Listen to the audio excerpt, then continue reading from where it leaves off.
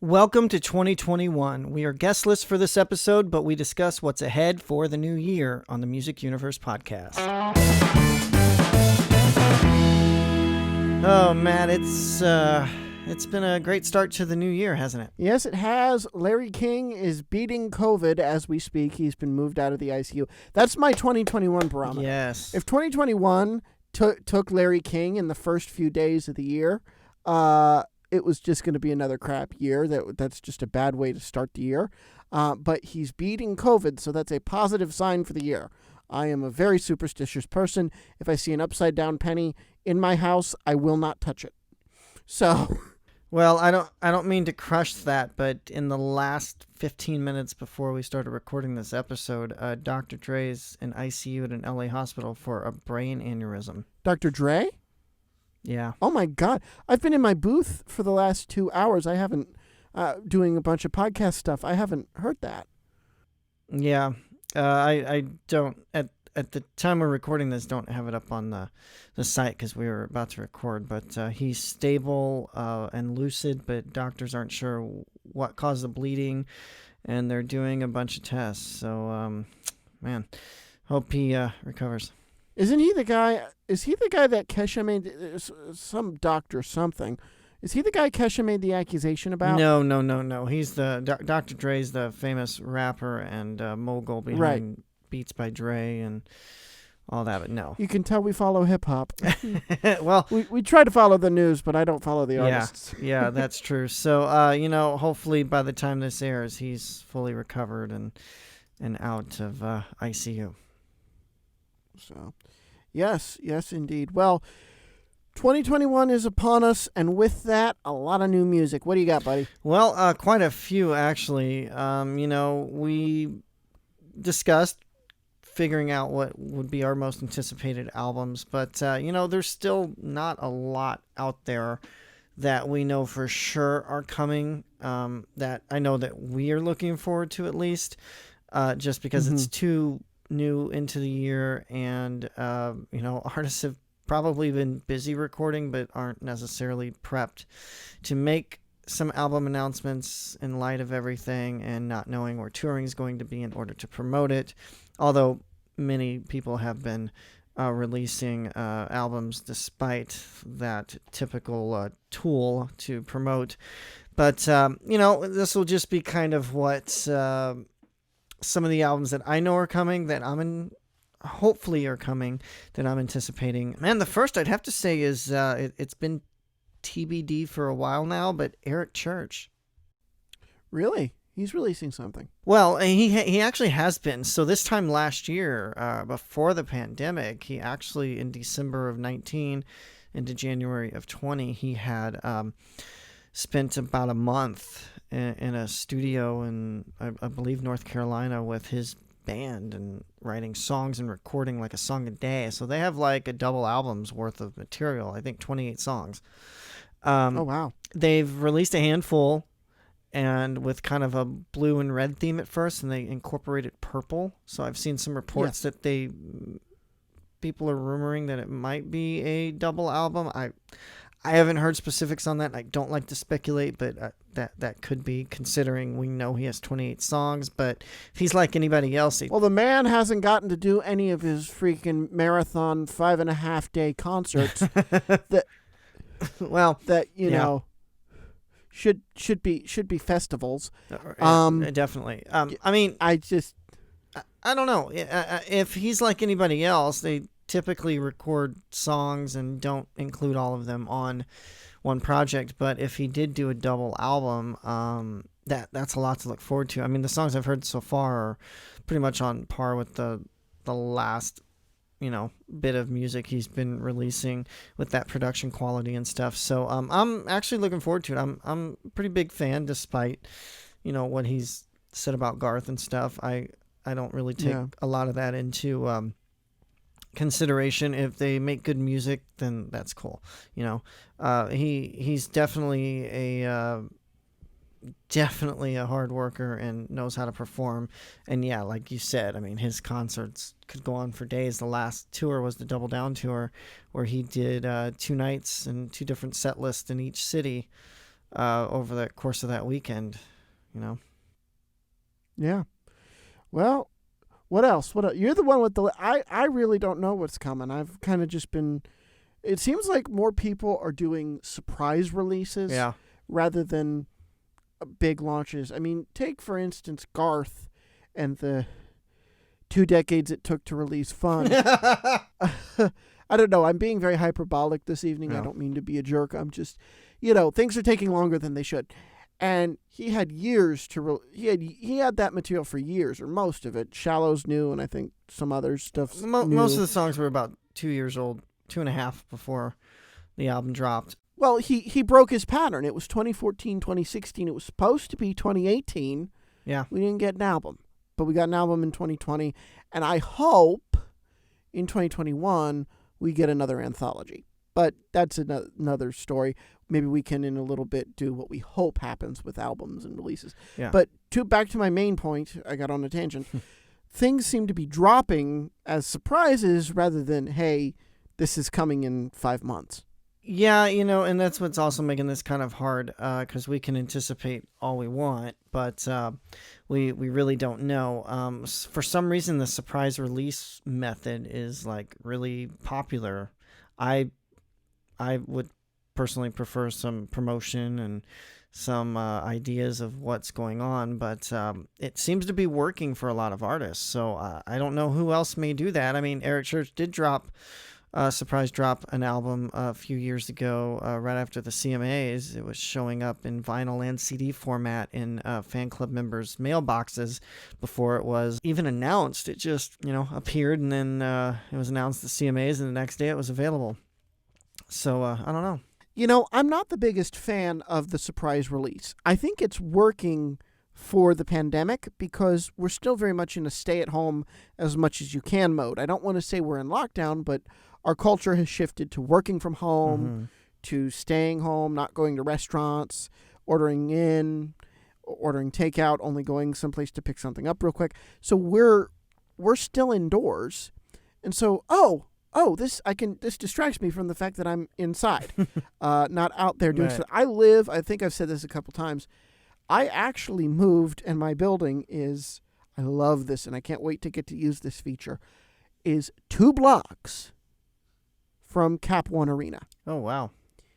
I will be going to see concerts every freaking weekend. I guarantee you. Oh, Once no things doubt, start. No doubt. I'm within walking distance of Warner Theater and a bunch of other music venues. Only one I really can't get to by foot is Kennedy Center. But anyway, so we can't go out.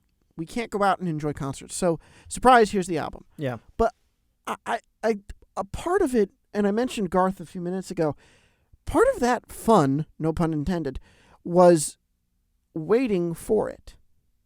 And yes, we were annoyed, but I think we were happy to be annoyed. Yeah. We were happy he was making us wait, and he was being such a tease and stringing us along, and a little taste here and a little taste there, and then it finally came out. I think when you do a surprise release, you're very much, and I think it cheapens it because it's like, hey, I did this on my computer, I edited it, here it is. I think when it's plotted and planned and released, that at least on a subconscious level, that labor is going into it. It's not just, here it is, here you go, Right. something I did. Because we all have access to the creative tools now, Oh, yeah. We do podcasts every week, you and I. I do another show every week. I can drop stuff at the drop of a hat. So I appreciate a surprise release, but I haven't seen one that isn't like just, I was bored, here you go. Right. I'm with you. It's not my bag. I'm just old-fashioned in that way. So I do prefer a little more notice and to know what I can expect and when I can expect it, rather than, oh, great, you wake up in the morning and there's a press release saying, oh, so-and-so just released a surprise album. Or maybe you don't get a press release because they didn't send one, and now there's a one sentence information about it on their website, and there you go. There's the album. let's get back with our predictions and what we look forward to. What are you most looking forward to this year with music releases? Well, Foo Fighters is releasing their 10th studio album, Medicine at Midnight, on February 5th. They actually surprised everyone with a new track on Saturday Night Live back in November. So that, that's one thing. You go on TV, you kind of surprise everyone with a new track, and then you announce the album, which is coming 3 months later. That I like. So that they released Shame Shame. They were planning a big 25th anniversary tour last year, and as Dave Grohl says, we waited and waited and waited, and then finally they decided they had to release the album. So that's been done for quite a while as well. Actually, a year ago they finished recording it. So a lot of people were waiting to see what the pandemic was going to do before they release new music, and now we're starting to see people are getting tired of waiting, and it's coming. That's one to look forward to. It looks like Justin Bieber's about to do something too. He just released a new song, Anyone, so that could be coming. Another one I'm hearing some news on, and it's not confirmed, but it looks like Miley Cyrus might be doing a Metallica covers album. Ooh. Yeah. Her recent song, the name is escaping me, but it's like everywhere. What's you're at your computer. I'm in my little booth without a computer. What's the song that's everywhere? It's bothering me now. Well, it's from Plastic Hearts, and it's a Dua Lipa collaboration, and that is called Prisoner. Prisoner. I knew it was a P word. I thought it was Poison or Prisoner. I love that song, and I might actually end up adding it to my music library. I succumbed and I got Apple Music, but it's actually been really good. I have Apple Music and Amazon Music, so I can listen to whatever I want. Booyah. Yeah, totally. So that's a really good song. What I'm enjoying seeing is the maturing of artists that I grew up with. And what I mean by that isn't like they're more adult and they're edgy. I mean they're maturing in that they're growing out of the I'm an adult and I'm edgy. So there's the attention-seeking phase of maturing, which is the I'm adult and I'm edgy. That's the Justin Bieber going, I'm not a kid, I can pee in a bucket backstage and leak it. And then there's the Miley Cyrus, legs spread eagle on a wrecking ball. The acting out for attention phase of growing out of your Disney or your wholesome kid image. Now, Justin Bieber has married a Baldwin. He's very Christian. He hasn't toured in a couple of years, and he's cooling off. Miley Cyrus is just, I think, connecting with the country roots of Billy Ray Cyrus and Dolly Parton, being very close to her family, and is in it for the artistry now, I can tell, as opposed to the image. Yeah. And there was a very interesting article I read about, how being Hannah Montana really screwed her up, and, that Miley never makes it. Hannah, the alter ego, always does, so she felt like she had to live up to it.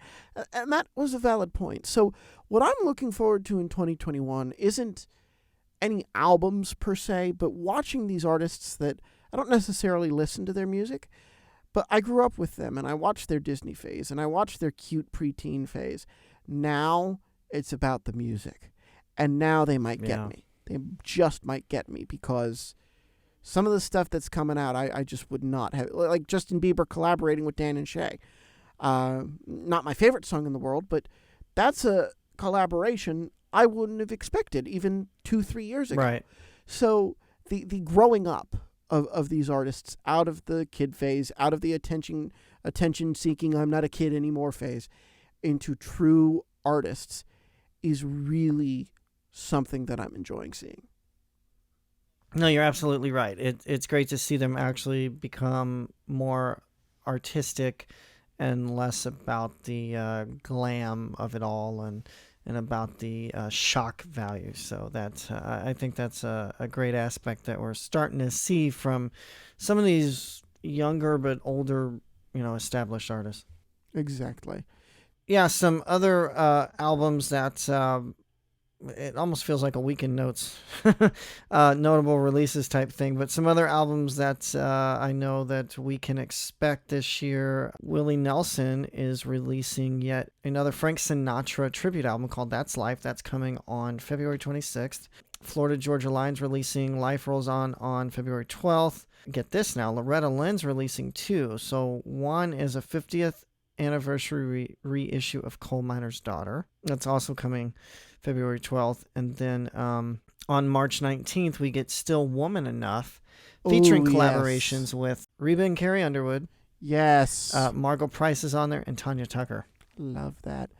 Loretta is still going. Mm-hmm. Oh, my God. Yeah. And then sometime in early April around Easter, Carrie Underwood is releasing My Savior. It's a Christian album, and it's kind of a sister project to her Christmas album, My Gift, that she released back in October. Mm-hmm. This spring, we'll also see Here on Earth Deluxe from Tim McGraw, featuring the newly released single with Florida Georgia Line's Tyler Hubbard, who both announced that they're going to pursue solo projects in addition to their award-winning duo this summer. So that song is going to radio on the 13th, and that song is called Undivided. So it kind of hopefully will make the country, the world, especially the country, rethink the divisiveness that we're going through at the moment, and hopefully come together, because we definitely need that. I absolutely agree. So, I really have nothing else to add here. I think it's going to be a really interesting year for the artists as things come back, but as the pivoting also continues. Check out themusicuniverse.com for my article on Livestream Concerts. It's kind of embedded into my KISS review, and I kind of couch it in my feelings on these eerie Livestream concerts. I hope they go away.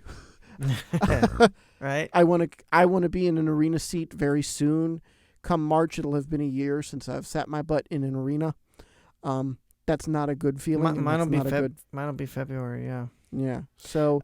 Well, I do have a take on the live stream thing that I think. Sure. I from what I've heard, I'm pretty sure live stream is going to be incorporated from here on out in touring. I just don't see how they don't, because they've kind of got a formula down that they realize people will, sit at home and watch a show if, even if it's not in their city.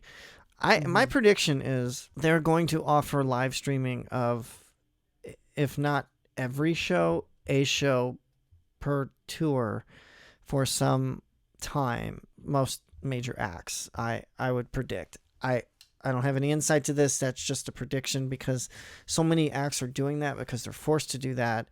Why give up that ancillary income and not allow people to watch from home, whether they're in New Zealand performing or they're on the West Coast, East Coast, and maybe even offer VIP packages to go along with that. I can see that happening. I think doing every show is going to be a little excessive, but I could see them picking certain shows maybe and allowing some type of professional live stream mix with VIP ticket options, so you get like exclusive merch and maybe even a VIP Zoom meet and greet, which many are doing. So it's going to be very competitive in that aspect, I'm predicting. Well, we shall see. We shall see indeed. 2021. If I haven't said it yet to you on air, Happy New Year, buddy. Yeah, you too, brother. And I think a good year it shall be indeed. For the Music Universe podcast, I'm Matt. And buddy, thanks for listening. Keep checking out the latest news, reviews, and notable releases at themusicuniverse.com, and watch our shows on YouTube. And be sure to subscribe to the podcast and our YouTube channel for more exclusive content. Take care.